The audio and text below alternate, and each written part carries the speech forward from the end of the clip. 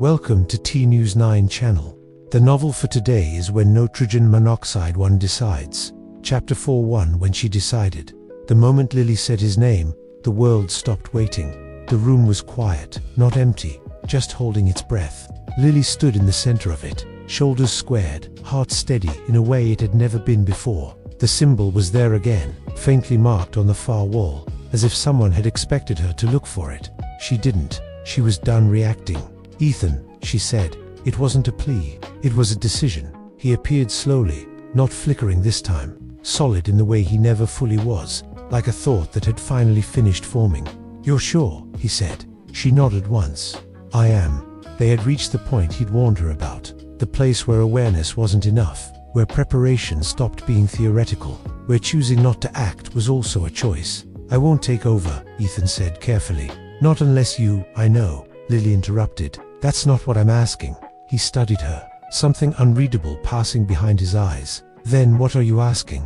She exhaled. "I want you to stand with me," she said. "Not in front, not inside, beside," he finished quietly. "Yes." For the first time since she'd met him, Ethan smiled without restraint. "Then this ends differently," he said.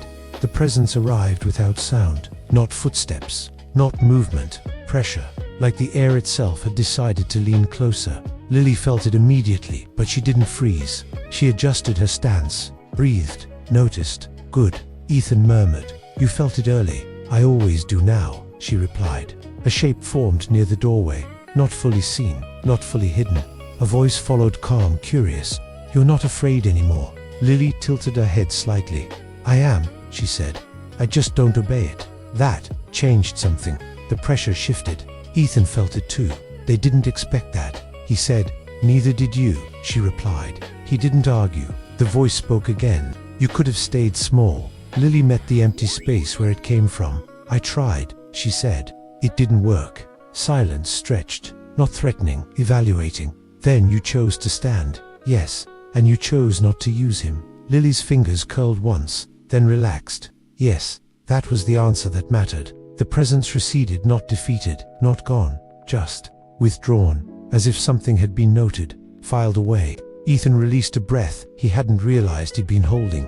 "You just changed the rules," he said. Lily's legs trembled slightly as the tension faded. "I know." They sat on the floor afterward, backs against the wall. No victory speech, no relief rush, just quiet. "Do you regret it?" Ethan asked. She thought carefully. "No," she said. "But I understand the cost now." He nodded. "That's what separates power from impulse." She glanced at him. "You taught me that." "No," he replied. "I reminded you." She smiled faintly. Outside, the night continued as if nothing had happened. Cars passed, lights flickered, life moved on, but something fundamental had shifted. Lily stood. "I think," she said slowly, "this is where I stop being protected."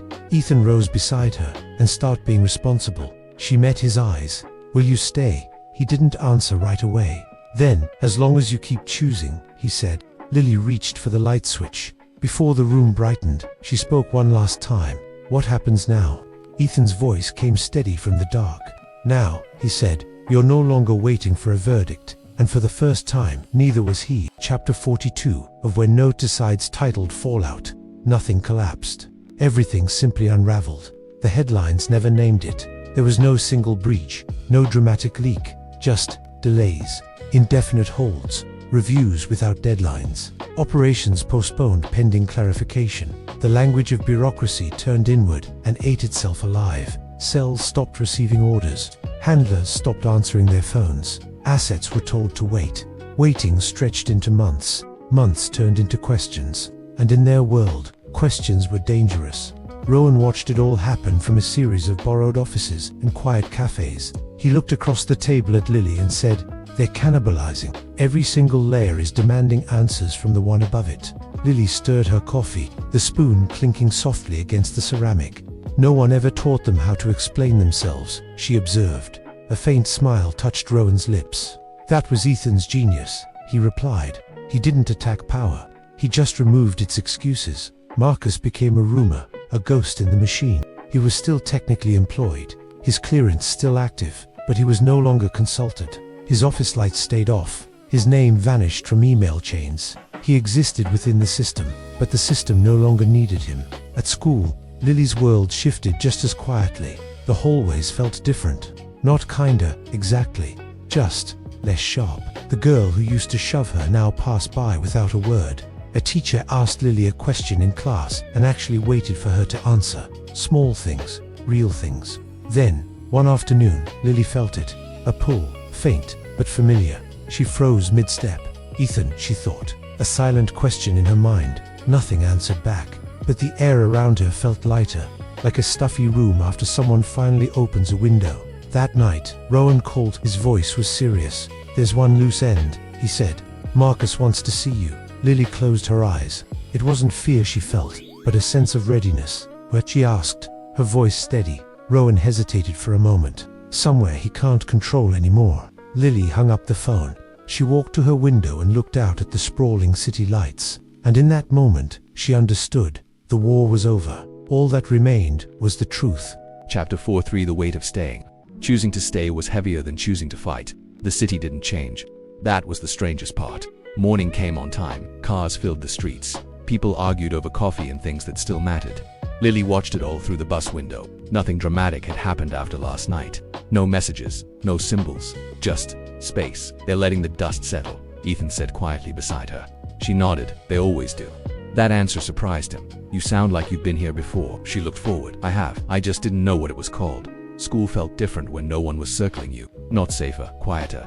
Lily walked the halls without scanning exits. Her posture was grounded, aware Ethan noticed. "You're not waiting for permission anymore." "I stopped," she replied. That was the point. They passed the lockers. The symbol was gone. Not erased, just absent. Ethan slowed.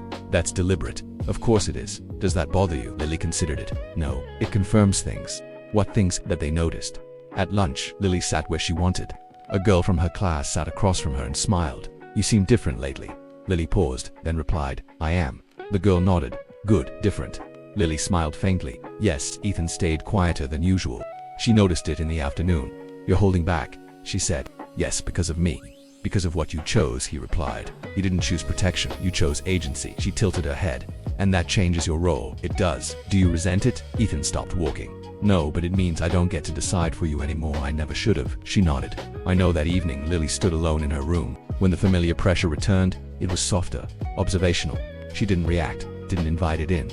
The pressure lingered, then withdrew. Ethan exhaled.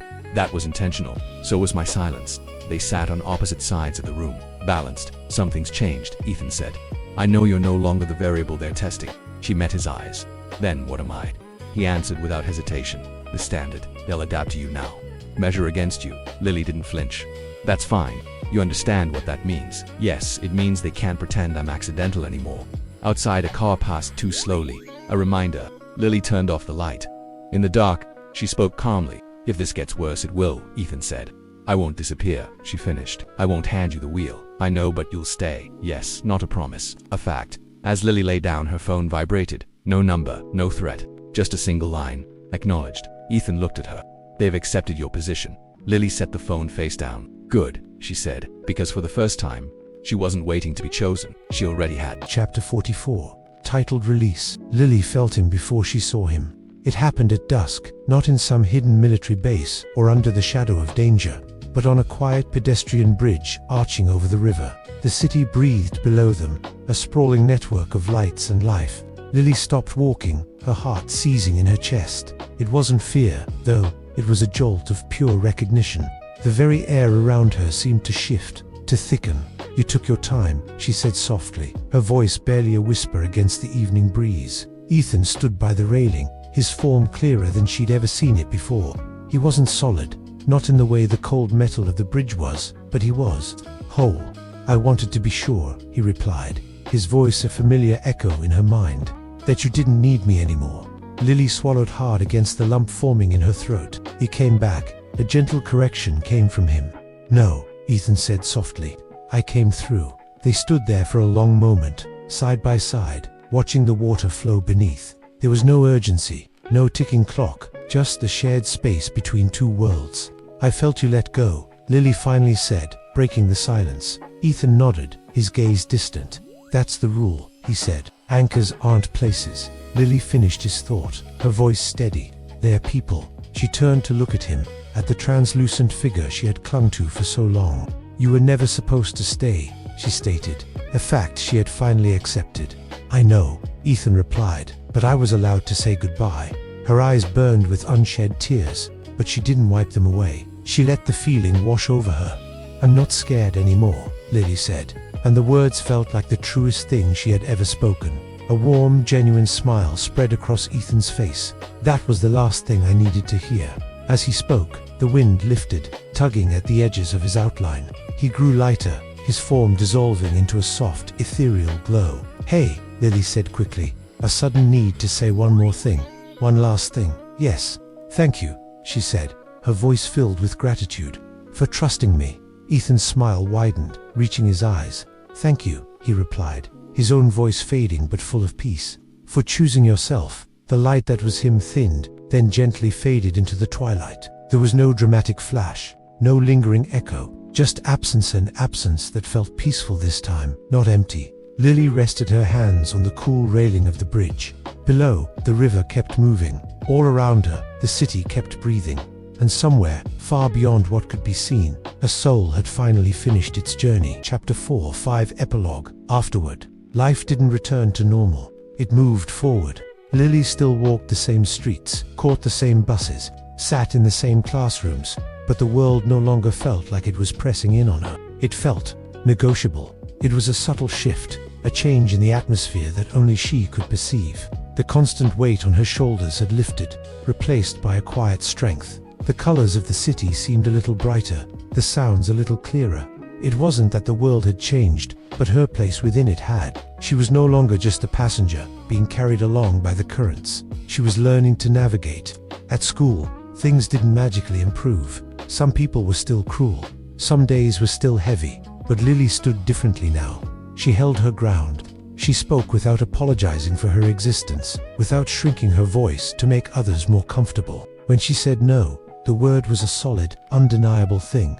And when someone tried to take space from her, physically or emotionally, she didn't shrink, she expanded. She met their challenge not with aggression, but with an unshakable sense of self. It was a quiet revolution, one that took place in the small interactions of everyday life, in the hallways and classrooms where she had once felt invisible. Rowan sent a message once a month, short updates, concise reports of progress, systems dismantled, oversight committees arguing with themselves. The old structures of control were slowly, painstakingly being taken apart. In all his messages, no heroes were ever named. That was intentional. Change that survives. He wrote once, in a rare moment of reflection, never needs a statue. Lily understood. True change wasn't about celebrating individuals. It was about building something that would last long after the names were forgotten. It was about creating a system that was inherently more just, more fair. The real victory was in the silent, steady work of reform. Lily kept the phone with Ethan's message. She didn't replay it often. She didn't need to. Some things, once heard, stayed with you, becoming a part of the very fabric of your being. His words were a touchstone, a reminder of what had been, but they no longer defined her present. They were a memory, powerful but contained, no longer an open wound. It was a testament to her own healing, the fact that she could hold this piece of her past without letting it consume her future. The memory was hers to keep, but it no longer held power over her. On her birthday, Lily went back to the bridge, not at dusk, with its long shadows and haunting glow. She went in the morning, sunlight instead of twilight. She leaned on the railing, watching the river flow beneath, a constant, moving force. "Happy birthday," she said aloud. To herself, she didn't expect an answer. She didn't want one. The wind brushed past, ordinary, impersonal, perfect. It was a simple, private moment of acknowledgement. A celebration not of a date, but of her own survival and resilience. The bridge, once a symbol of despair, was now just a place she could reclaim. Later that year, Lily wrote her first essay without fear. It wasn't about violence or ghosts. It was about systems, about how silence could be designed, engineered into the very structure of a society. And it was about how choice, a single, conscious decision, could disrupt that design. Her teacher wrote one line at the bottom of the page. "You see the structure clearly. Don't stop asking why." Lily smiled when she read it. It was validation. It was encouragement. It was a sign that her voice, the one she had fought so hard to find, was finally being heard. That night, Lily turned off the light and lay in bed. No voices haunted her. No shadows danced in the corners of her room. There was just her own breathing, steady, certain, and somewhere in the quiet, peaceful space between memory and future, a promise remained. It wasn't a promise from Ethan. It was a promise from herself. She would live, fully, not just survive, not just exist, but truly, deeply, and completely live.